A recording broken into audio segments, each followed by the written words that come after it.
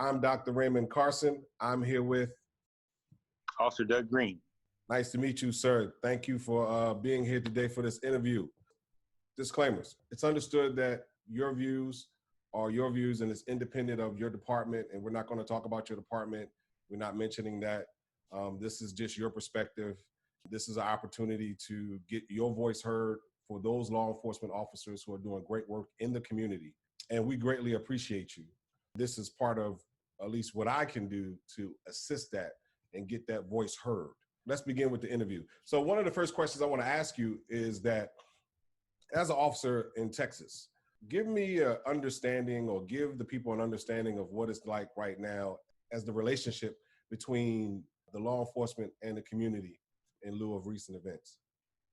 Well, right now it's very difficult, speaking personally for me. You join this profession, I joined this profession to be of service, to be of change, to help people, not to hurt people. And I really strongly feel it was a calling. I don't think you choose this profession, the profession chooses you. And so I had to ask myself a serious question on am I willing to put my life on the line for complete strangers? This is the next step in life of this profession that I'm going to step into. It's a dangerous job. It's not just me joining the police department. It's my wife, it's my kids, it's my mom, my dad, my grandmother. All of my family members will be extremely worried and stressed due to the nature of this job. And so it's a serious thing to consider. But the reason I joined is because of love, because of that servant heart, because I know that there are a lot of people out there that are hurting, that are struggling, and they need people like police officers to step in when there are moments of chaos, when there is a crisis in their life, to step in and bring some sort of order and some sort of peace. And I have to tell you, being a police officer has been so rewarding. Again, I consider it a ministry that I get to step into these moments and help so many people. And for my experience, 90% of the job has been talking to people and seeing the person before the problem. So I have a love for law enforcement. And so here lately, I understand that there is a lot of unrest and there's a lot of mistrust of the police and a lot of questions and reform being asked. And for me, I can only equate it to, if there's any parents out there listening, let's just imagine that you're sitting in your living room, you call a family meeting, and you give the floor to your kids, and your kids get about an hour to 2 hours to tell you everything that they don't like about you as a parent, everything that you have done wrong, everything that they disapprove of, things that you have done that have hurt them. And there's love there. As a parent, you're the authority figure in the house and you love your kids and your kids love you. But after sitting there for a while, just being human, hearing all the things that they dislike about you, and even if those things are true, it's very discouraging. It's very heavy. And so that's what I can say, that I'm still listening. I still want to improve as a police officer. But the rhetoric, constant rhetoric that I'm hearing over and over about just this hate for the police and dislike and so forth is taking a toll on me personally.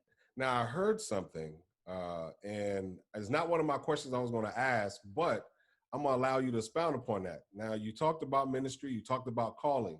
So I'm going to ask you, what has motivated you or helped you to continue to sustain the effort that you're doing right now in the community? Well, it's simply my faith, simply believing that this is what I've been called to do. And that's a beautiful thing. When you're living the life you've been called to live, I'm so grateful and I'm blessed. And I know that the good Lord has me here for a reason. He's called me to be a servant in this capacity to his people. And so as long as I stand firm on that, I'm going to be okay. He will never let me down. I spend a lot of time with my Heavenly Father, and that's the one I work for. No disrespect to my supervisors, but the good Lord, he's my chief. He's my heavenly chief. I take orders from him. He knows, he already has my calls lined up for the day. He already knows who I'm going to encounter. And so I rely on that. I just wear this uniform with honor, not so much for the department that I love, and I love my department, but more so for the God that Understood. So what I'm hearing right now is that your faith, your heavy belief in God and your love as a man of God keeps you to sustain the effort that you have right now, and that you continue to have in the community. Absolutely. It's definitely, I see so much love, Dr. Carson, every day from my brother and sister officers. These are a lot of things that you won't hear in the media about officers who are buying diapers, who are one officer I heard of has bought a month's worth of groceries for a particular family. So many conversations, Dr. Carson, so many conversations that we've had with people to help them make better decisions. Yes, they made a mistake. Let's talk about that mistake and let's talk about how we can become better. So many officers who, even on their off duty time, come back to the community, volunteer as coaches, spend time, go to barbecues, hang out with those families there. You really build a bond there. And that's what I love so much about law enforcement, that it's way beyond use of force and car chases and foot chases. It's really about relationships and helping each other. Man, I, I have some questions lined up, but you said something that I want to be very particular on how I ask this question. Because first, out of respect to law enforcement and what's going on, because I don't want to perpetuate anything. I don't want to put anything that's not out there. But right now, what I'm hearing, and you correct me if I'm wrong, what I'm hearing is that there's kind of a disparity. There's law enforcement out there that are doing what you just said, but unfortunately, there's a media aspect, maybe not all media, but there's some media aspect that is kind of not representative of what you're doing and what your fellow officers, brothers and sisters are doing in the community. Is that correct? Well, you know what? I think they're reporting what's out there, but those good things that we're doing is not going to bring a lot of ratings. It's not going to bring more viewers to their particular channel. Give me if it bleeds, it leads. So if they can give you all the gory stuff, highlight all the bad things that we encounter out there, then the more money that they can make. They've have done good stories on us before, but it's there one day, it's gone the next. But those bad stories, they're harp on it for 2, 3, 4 days, sometimes months. Unfortunately, we don't get a fair shake from the media. So that leads right into the next question that I'm going to ask. This may be a heavy question, I don't know. In recent events, in lieu of recent events, such as George Floyd and Rayshard Brooks in Atlanta, how does that, from your personal perspective, how does those situations affect your relationship, or does it affect your relationship between law enforcement and the community? Well, definitely, it definitely affects our relationship. First of all, I want to say that my heart goes out to all the families involved, Mr. Brooks, Mr. Floyd, and even the officers that have been involved, praying for them and praying for their family. This is some really hard stuff. I do honestly look at the Floyd situation differently from the Brooks situation. The Floyd switch situation was definitely, that officer was a person wearing a uniform who had no compassion in his heart. That is not what we sign up to do. That's not how we're trained to do what we're trained to do. That was definitely a tarnishment of the badge, a very poor reflection of me and a lot of law enforcement. And we're disgusted by that. And I want to honor the life of George Floyd by, first of all, being a better person and being a better officer and loving as many people as I can. I believe that's the best way to honor Mr. Floyd. And then also in the Brooks situation, I do look at it a little bit differently, and no disrespect to the Brooks family or anybody else, but I've been tased before. I've been in fights before. You're fighting for your life at some points, and you have introduced a lethal weapon into the situation. Every time an officer steps into a situation, they have their lethal weapon. So if they get overpowered, and this has happened before, officers have been overpowered, their guns have been taken from them, and they're no longer with us. Their wives are without husbands, their husbands are without wives. And so you're really fighting for your life. And that taser, let me tell you, it's painful, and you can't do nothing for 5 seconds. And 5 seconds is a long time when you're in a fight. Also, that's why they train us when we're using those tasers to aim below the neck, never aim at the head, and aim at the parts of the body to where you have a lot of mass. And so that's how they train us. They never train us to shoot anybody in the face with a taser. Those probes come out very fast. They can get stuck in your eye. They can get stuck in certain part of your body, and you're immobilized. I thought that was a very dangerous situation that those officers were in, I believe that they acted appropriately. Nobody wants to see anybody get killed. Nobody goes to work. I definitely don't go to work looking to want to hurt anybody. Both of those situations are heartbreaking. You know, again, you have families on both sides that are hurt. And this is also a situation that, again, that's hurting the relationship between the community and the police department. Understood. Thank you. Thank you for that perspective. And you kind of answered my third question. So I'm going to go shift and to the next question. How do you recognize the shift, or do you feel there has been a shift because of the events? Now, we understand that George Floyd is not the first event. We understand that, you know, over the years between Black and brown communities, there have been just differences. Let's just call it differences of perspectives. But because it seems like George Floyd has been like a spark plug for the nation and kind of the world, how do you see that shift in the community when it deals with relationship between now the Black and brown communities and now law enforcement? Well, I honestly think that the George Floyd situation was something, if you did not feel for Mr. Floyd watching that video, then you need to check your pulse. His manner of death upset everybody. Police officers, you name it, upset everybody. Why? Because he wasn't resisting and because he was pleading for his life. And you can even hear him say please to the officer. A majority of the time, you'll see that there's some type of resistance. There's some type of fight. The person is cussing out the police officer. There's a lot of chaos. But that wasn't the case. This man was cooperating. And I think that is what really got to the heart of everybody. That was the straw that brought the camel's back, is just the lack of compassion from that individual who was wearing a uniform that took Mr. Floyd's life. Again, that's why I do not want to see Mr. Floyd's death be in vain, that we all come to the table and try our best to not let this happen again. And here's the shocker. Unfortunately, this is going to happen again. We live in a hateful world. We live in a sinful world. As long as there's humans involved in the elements here, somebody is going to drop the ball. Somebody is going to make a poor decision. Somebody is going to make a decision out of hate. And so we do our best to reduce that, but to ever stop it, I don't think it's ever going to stop until we're called to our heavenly home. Understood. I have a question that I usually end off with, but it's going to be kind of a part question because you said something there. I'm going to provide a little bit right now, and then at the end, you can go ahead and finish it off. So as far as law enforcement is concerned, and as far as the community is concerned in general, what do you think can be done to build better relationships between those two communities? Honestly, I feel, Dr. Carson, one-on-one conversations. One-on-one, you and I sitting down at the table, coffee, food, and getting to know each other. What's your story? Tell me your story. I encourage people, ask a police officer why they became a police officer. That is a great starting point to a conversation.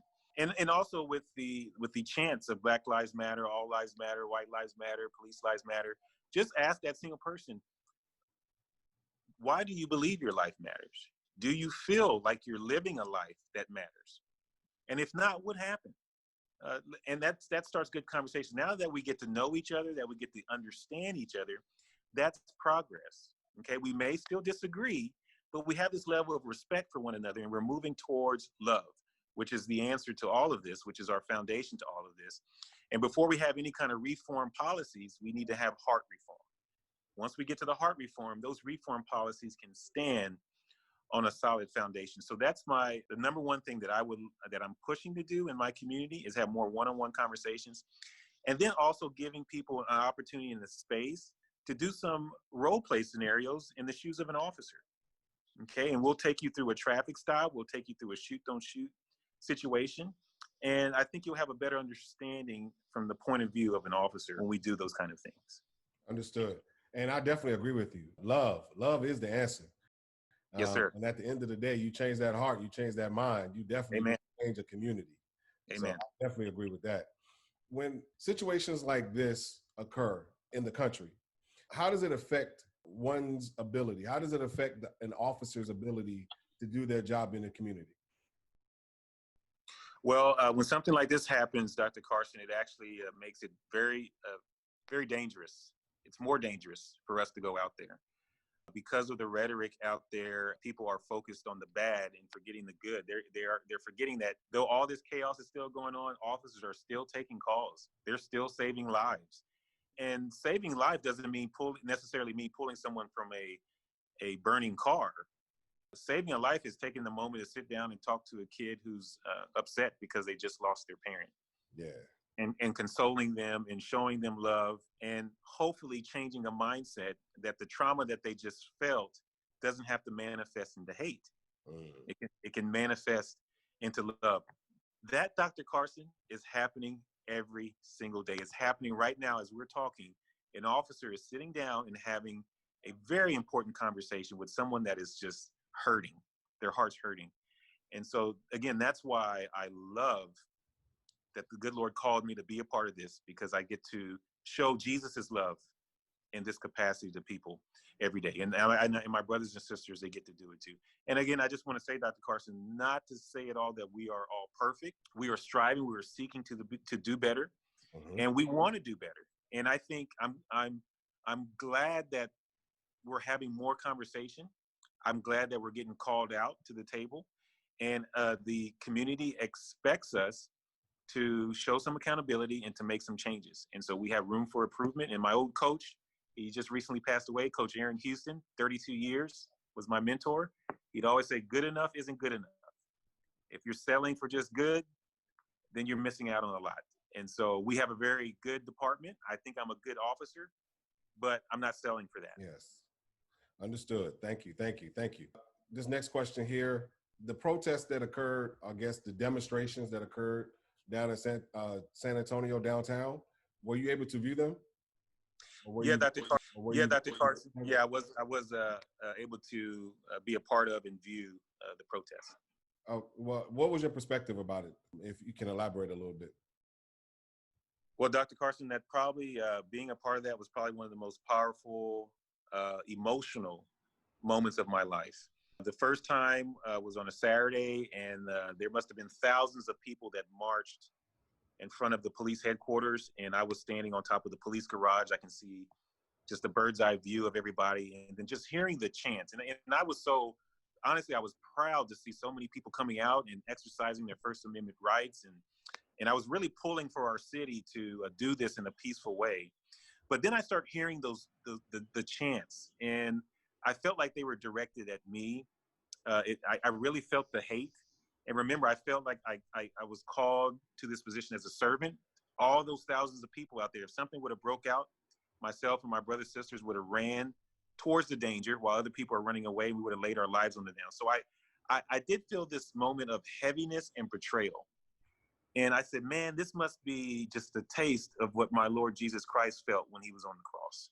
Understood. When he had all these people that were downgrading him and making fun of him, and he just said, God, forgive them, for they know not what they do. And let me tell you, Dr. Carson, as soon as I had that revelation, I looked to my right, and one of the protesters passed out. And a police officer and two protesters ran to the aid of that one protester. And God said, that's my love right there. That's an example of my love. And then another thing, Dr. Carson, I felt the need to really take part in the march, not as a police officer, as protecting everybody, but really to be a part of it. So I decided to go out there one day in full uniform and march with the demonstrators. And I was given an opportunity to speak to everybody at Arneson Theater. And let me tell you, it was hard.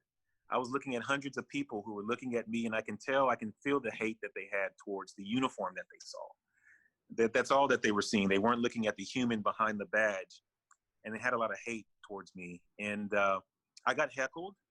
I'm grateful there were some people out there that stood up for me, and while I was getting heckled. Then I told my story, and I gave the mic to some other people who, while I was standing next to them, they were downgrading the police. And so every time they said that the police are this, police are that, I just felt all those eyes looking on me. And once again, I felt that experience that Jesus must have felt, just loneliness and darkness and absolute isolation. Understood. And it was a powerful moment in my life, and everybody filed out of there. I walked out by myself. I wanted to quit. I didn't want to finish the walk. I wanted to go home. But as soon as I made my way to the exit, I saw a good friend of mine who was sitting there waiting for me. And then there God goes again. Look, there's an example of my love. I've been with you this whole time. You're going to walk up to your friend and you two are going to finish this march. And it's been a beautiful thing. And it's given me fire, Dr. Carson, given me fire to continue to build relationships and build this off of what God has sent me on mission here to do in San Antonio, is to love everybody. Amen to that. You said something, and you could briefly touch on it. Because of situations where, unfortunately, you have protesters, and then you have individuals who are not protesters, who are doing things that are unlawful. How do departments in general discuss and prepare for those uncertainties? Because it seemed like it may not have happened in San Antonio. You don't have to speak on it. I haven't saw it on the news. If you want to, that's fine. But just speak on that briefly, how law enforcement kind of prepares for those situations when they see that and other. Yes. Yeah, I think it's important, first of all, that everybody know that there are people specifically intent on bringing chaos and destruction and hate to these demonstrations. There's people there that are paid to do that, and then there's just people that just have hate in their heart, and they want to cause a chaotic situation. They want to see people get hurt. They want to see people clash with the police, and they will instigate these particular situations. So people have to keep that in mind. But we do our best to prepare by using as much surveillance as we can, trying to identify people. We use a lot of we see a lot of social media videos out there and trying to identify folks, and it's just a difficult task. We do the best that we can to just try to protect property, but sometimes you have to make a decision on if you got to protect your life or property. It just gets very, very complicated. So we just do the best we can. If we catch somebody breaking the law, we try to enforce that arrest, but not to the point where it's going to endanger others, endanger ourselves. It's a tough job. It's very, very challenging. Understood. And overall, I appreciate you. I appreciate your time. I got one last question, and this is usually from you to the people that's going to be viewing this and understanding. What would you like for the community as a whole to understand? What message would you like to convey to the community right now? What I would like to convey is to first do a self-examination of your heart. Look at yourself as a son or a daughter or a husband or a wife. It all starts at home. And ask your question, what I brought up just a while ago. Good enough isn't good enough. What type of life are you living? Once we get that in order, then we can start taking the next steps. I love San Antonio. I love this city. This is a great city. I'm proud to be a Black man. I'm proud to be a police officer, but I'm not going to settle for just being a regular person that's complacent. I'm not just going to be settled on being a regular husband or a father, a regular police officer. I want to challenge myself every day to be the person that my family deserves and that the city of San Antonio deserves. So I challenge the community to ask themselves that question. How are you contributing? How are you serving others? Love God, love people. And that's it. Understood. And thank you very much. And so we're going to conclude this